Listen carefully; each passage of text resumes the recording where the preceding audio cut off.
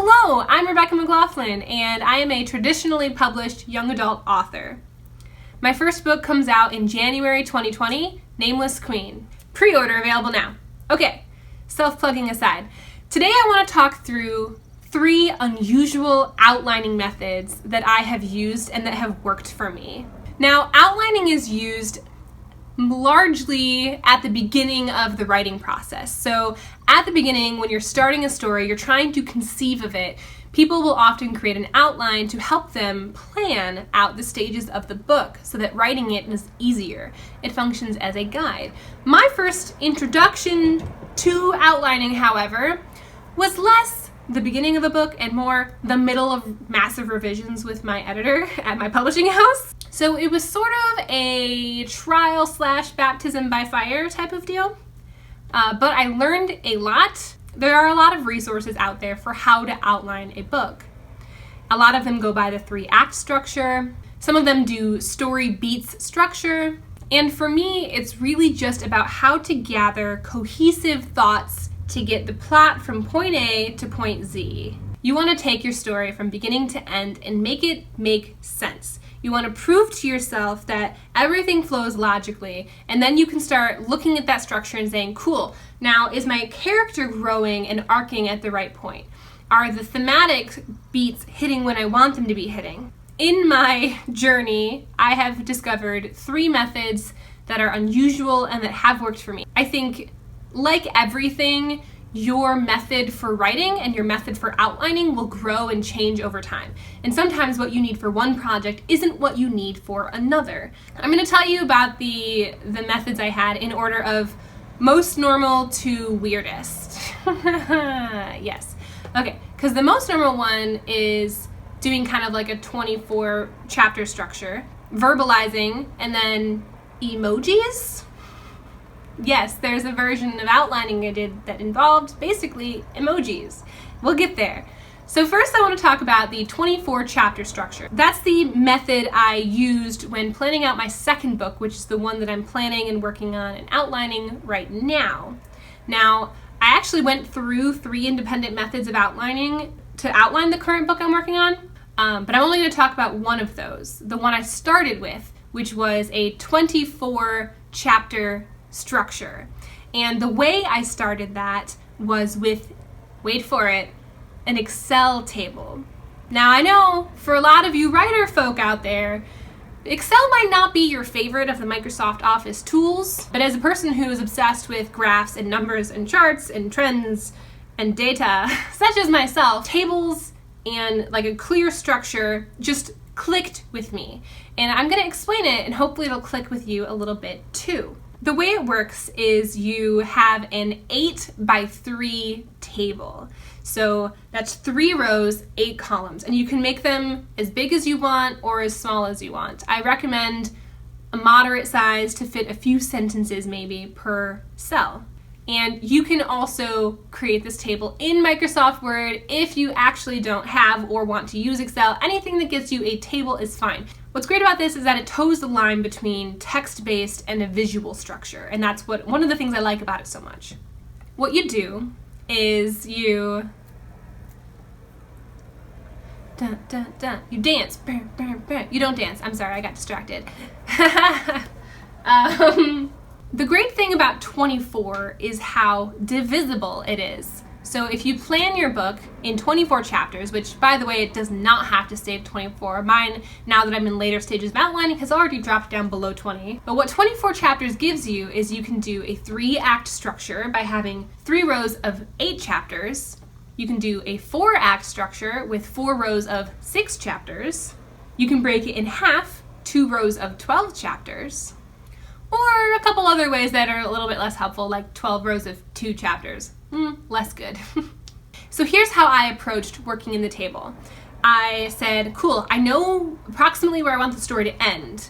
I know where I want it to begin. And then, what do I want to happen at about the midway point? What do I want to happen about a third of the way through the story?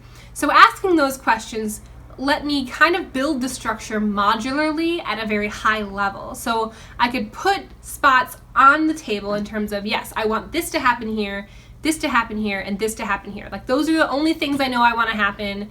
and the rest is mush to me right now. But then once you have all these blank spaces on the table, you can start saying, cool, now I have to fill some space between here. You know, if I think about the character arc, you know, where compared to this event should this character moment happen? So you both get this visual sense of where are the blank spaces in my head / the outline that I need to work on filling in. And it also helps you break it down into those chunks. Another thing that's great about the table structure for outlining is that at some point you'll outgrow it, kind of almost naturally. So you'll start filling in the blanks physically, and then at some point you say, cool, I want to have more description here about this event or this scene or this moment. And what you'll find is that the table at some point becomes insufficient. It becomes a bit too big for its britches. And that's when you might want to move to a paragraph style outline that's still maybe on the chapter level, but is just in a regular old Word document. And that's what I did. But I did find the table format to be quite useful. So that was the tabular method of outlining. I next want to talk about the verbal method of outlining. So a lot of times when things go weird in your life, the best advice you'll ever receive is just talk it out, communicate. The reasons for that is that when we're caught inside our heads, our thoughts make sense, but they're sometimes hard to grasp or manipulate. If you put your thoughts down on paper or in a communication, you say them out loud, suddenly it makes more sense. So the key here is communication, verbally out loud, talking your way through your story.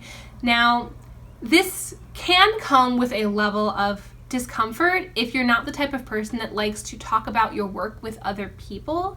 But fear not, my introverts.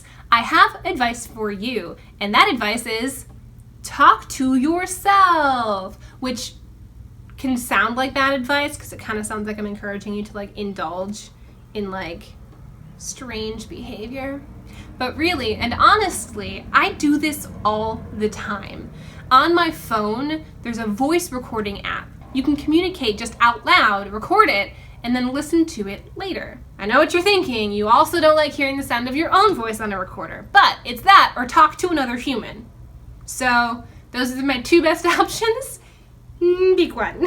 If this outline method just doesn't work for you, that is also fine. The long and short of it is this. Talking to someone and telling them your story engages a different part of your creative brain. So this is just encouragement to get the story out of your head and into the world in some way. And here's why I find it so useful to tell someone the story. It's one thing to write it down and then get lost, get confused. You don't know what the next step is. You're not sure which of the 17,000 branches on the flowchart you want to take to get you to the end of your story. Maybe you don't even know what the end of your story is. But when you're telling someone about the plan you have for it, it can just become so much more engaging. And here are the keys. Don't get lost and bogged down in the details. Don't get trapped in, well, I'm thinking about this, or I'm thinking about this, or I'm thinking about this. You want to get to the most interesting part immediately. You want to hook their attention and drag them along. And I did this for a couple of the pitches I was working on. I would say, sister of mine. That's how I greet my sisters. Sister of mine. I have a new main character. Her name is Ada, and boy, is she mad. And she makes a terrible mistake. And that mistake has terrible consequences. Telling someone your story might not help you figure everything out about what you want to do. Oftentimes when I'm telling someone about the story, I get to a point where like, and that's all I have so far. I don't know what happens next. Sorry. When they say, cool, you gotta figure out what happens next. You really gotta tell me. Knowing that they're engaged at the premise level is really good. That increases the book's chance of being pitched well and marketed well and sold well. So one of the things that saying the story out loud will do for you is it'll tell you what the interesting parts are.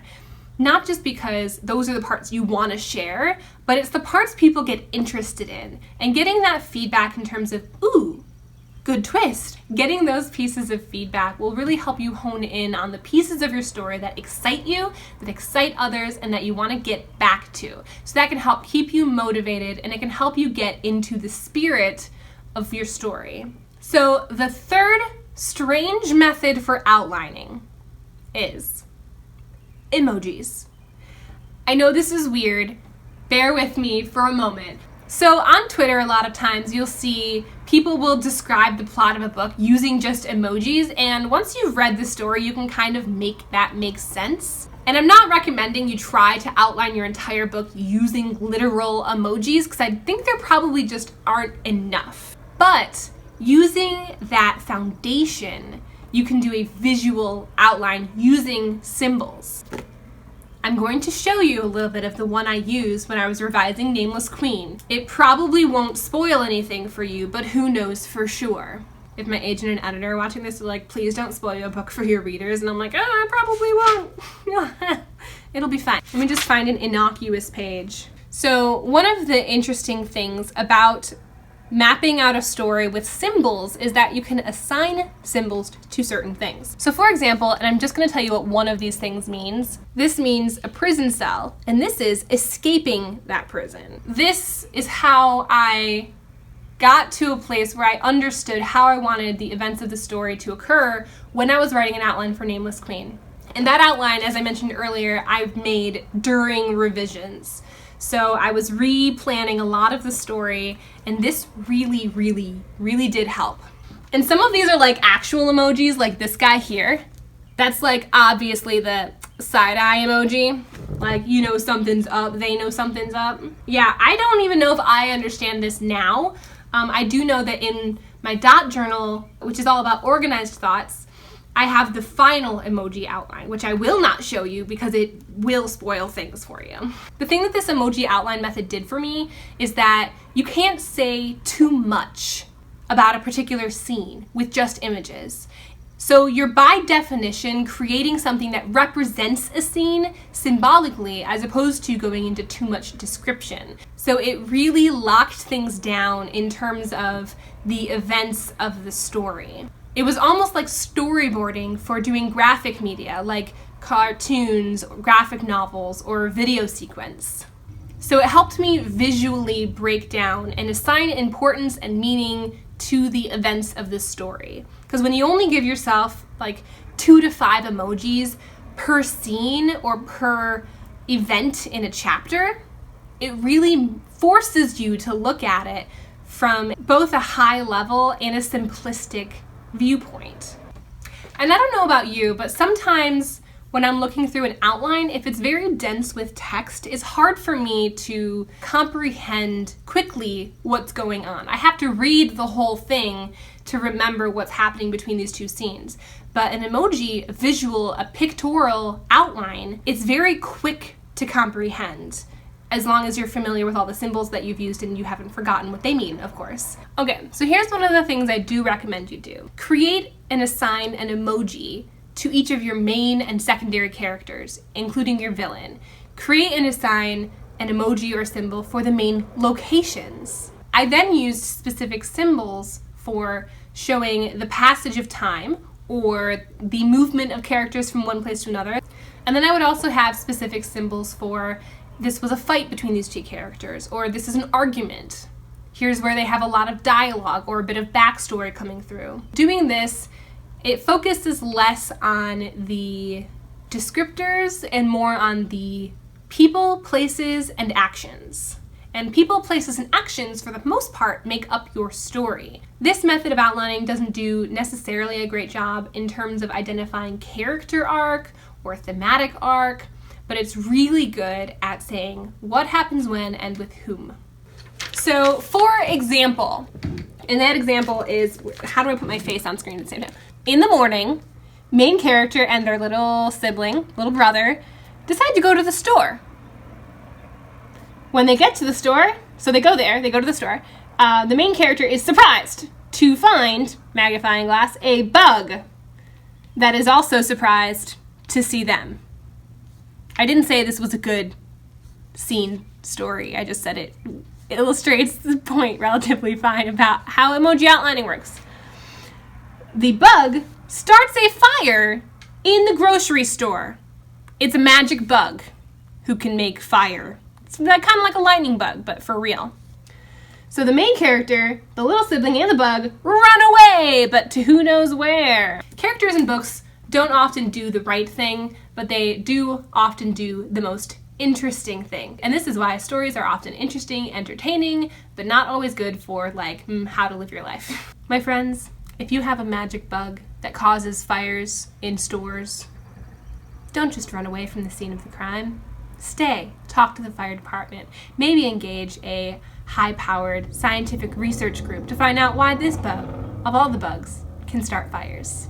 Okay, so that has been 3 of my outlining methods, from the structured to the verbal to the strange emoji outlining method. Now you can try any of these outlining methods for you. You have a long life of creating art ahead of you, and you don't have to pick one method and stick to it. You can try new things. So hopefully these new and strange things are an interesting way for you to try to do outlining, either for the first time like me, or just a new and weird way. Try new things, see what works, grow as an artist. What else can we do? All right, thank you for tuning in. It has been a pleasure to walk through these. I know it's been a while, so thanks for sitting with me. Below in the description, I will have a link for my pre-order for my book. And if you have any questions about the methods or the madness of my outlining shenanigans, feel free to leave questions or comments below this video, or to reach out to me via social media. Thanks for tuning in. Have a wonderful week. Talk to you next time. Goodbye! Like, why do we even use that? It's not like if I say who, you won't know what the sentence means. Okay, I'm gonna back up off of that soapbox. Abandoned soapbox! Abandoned soapbox! The who-whom discussion is not a hill I want to die on, to be honest.